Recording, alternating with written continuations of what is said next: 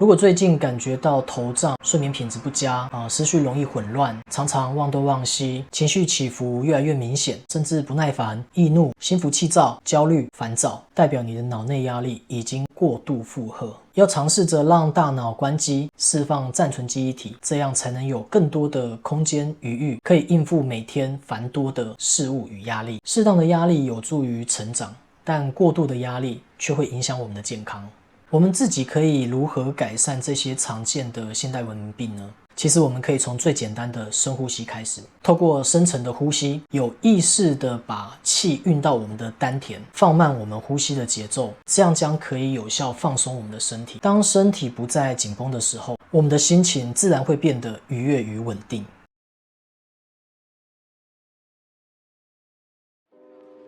现代社会紧凑的生活节奏，每天工作造成的长期压力累积，3C 科技、网络、社群媒体的持续轰炸，以及各式日常生活中的欲望与需求，导致身体呈现过度运转的备战状态。脑内小宇宙就像是永不止息的机器，脑神经如同压力锅持续膨胀与压缩。这些无形的压力已经慢慢的影响我们的生活质量，这样的生活模式几乎成为现代人的固定感受，甚至造成许多困扰身体的大小问题。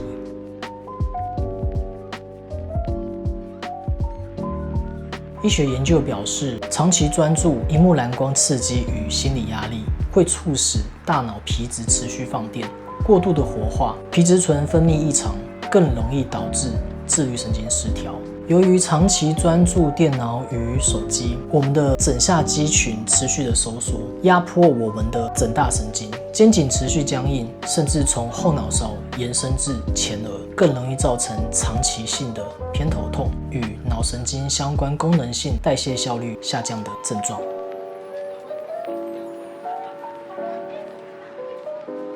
简单来说，它就是我们身体的油门和刹车。交感神经负责我们应对事情的战或逃的反应，也就是像油门一样，遇到上坡需要加速时，或遇到塞车需要专注时，都需要交感神经的油门。副交感神经则是应对我们休养生息、储备能量与身体修复的放松与消化反应，也就是刹车系统。当我们晚上要休息睡觉的时候，任务完成，工作结束下班后，当我们需要放松的时候，都需要副交感神经的刹车系统来放松。当交感神经与副交感神经失去平衡后，交感神经长期过度亢奋，副交感神经则呈现抑制的状况，这就会导致身体各个细胞、各个系统出现问题，例如睡眠障碍、失眠、心悸、胸闷、焦虑、头痛、胃食道逆流、手脚冰冷等，其实都是很常见的生理症状。简单来说，就像是该睡觉的时候，我们脑袋还在高速运转，持续亢奋，就会造成想睡睡不着的情形，产生睡眠品质不稳定或失眠的状况。长期以往下来，很有可能使肾上腺素与皮质醇持续分泌，导致大脑与器官无法进入真正的休养模式。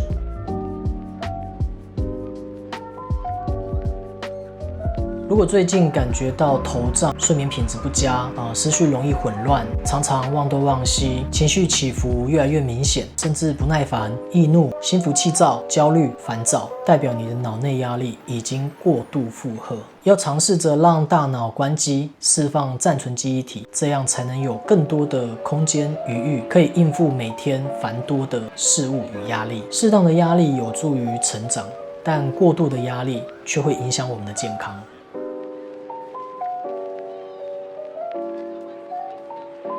我们自己可以如何改善这些常见的现代文明病呢？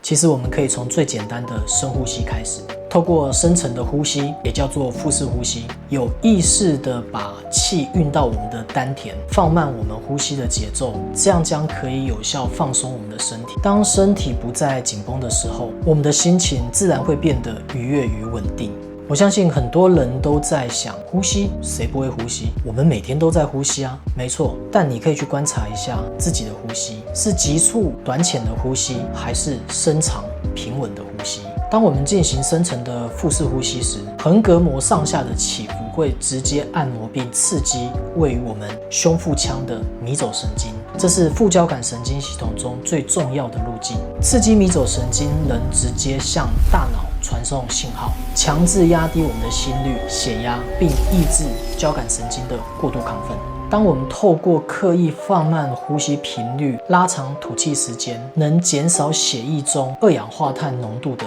波动，并帮助大脑从高压运转的贝塔波逐渐转换为能让身心休养的阿法波。当身体不再因为焦虑而呈现僵硬的防御模式，例如肩膀紧绷或短浅急促的呼吸，我们的肌肉与筋膜的张力下降，微血管与经络的气血循环也能自然的恢复顺畅。这种调节方式是不花钱、最轻松、最直接 ，CP 值也最高，而且随时随地都可以轻松做，不需要外力介入的自我调控机制，能让处于高压备战状态的身体按下暂停键。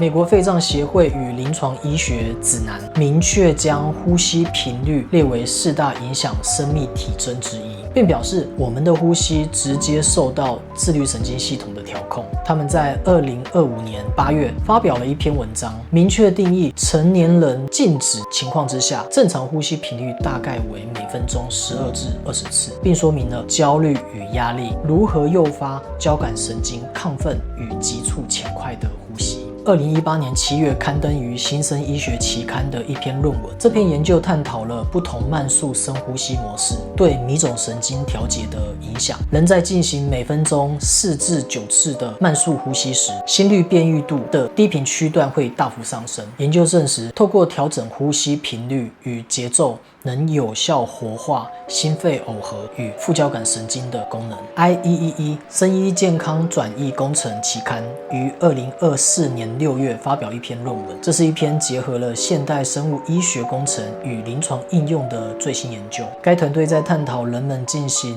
慢速深呼吸时，不同的吸吐比例以及引导方式对心血管系统与迷走神经活化的具体影响。结果发现，实际应用于日常解压训练时，能带来更持久稳定的生理放松效果。这项研究为现代非药物自律神经调节与呼吸训练提供了科学依据与评估的标准。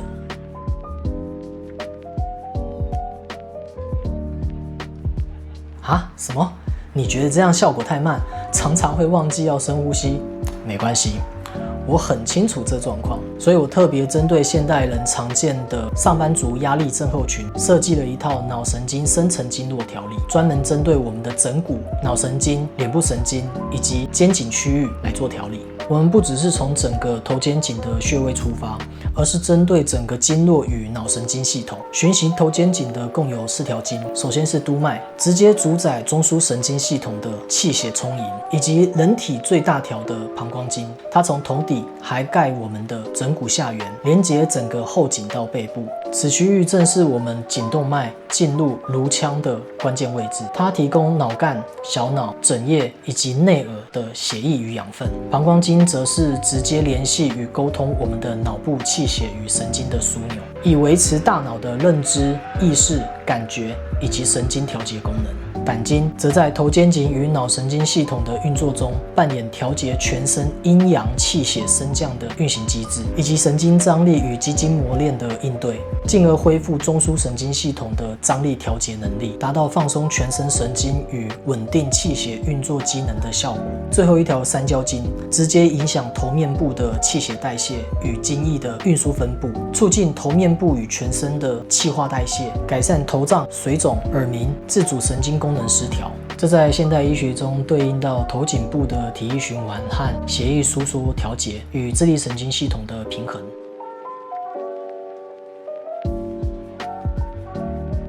2016年10月，韩国多所大学的学者共同研究的一份发布在《物理疗法科学》杂志的报告。该实验将受试者分为15分钟与25分钟组进行头皮按摩，并分析其对压力荷尔蒙、血压及心率的影响。每周进行2次，为期共10周的头皮按摩。数据发现，正肾上腺素、皮质醇与血压的收缩压与舒张压都发现有明显的差异。研究指出，对人们进行15分钟与25分钟的头皮按摩之后，观察到对压力荷尔蒙、血压以及心率具有正面的影响。因此，头皮按摩可作为一种脑神经放松舒压的方式，不受时间和空间的限制。2016年1月，跨国与跨领域的医学研究团队发表在《替代与补充医学杂志》的一份报告。研究数据证实，短时间的头部按摩能有效调节心脏自律神经系统，促使神经张力从交感神经主导转向高副交感神经活化的放松状态。意思就是透过单次10到20分钟的头部按摩，能有效地协调心脏与自律神经系统，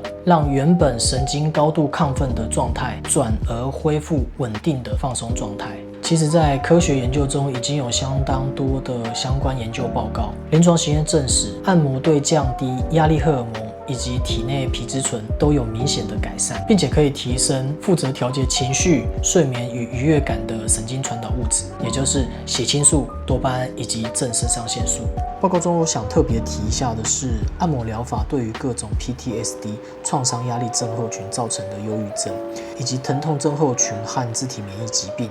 例如气喘与慢性疲劳，再来还有免疫学中包含 HIV 与乳癌，以及减少日常生活与工作压力，减缓细胞老化和怀孕时期造成的身心压力。这些都不是我胡乱编的哦，这是美国迈阿密大学医学院触觉研究所在2005年的科学研究报告。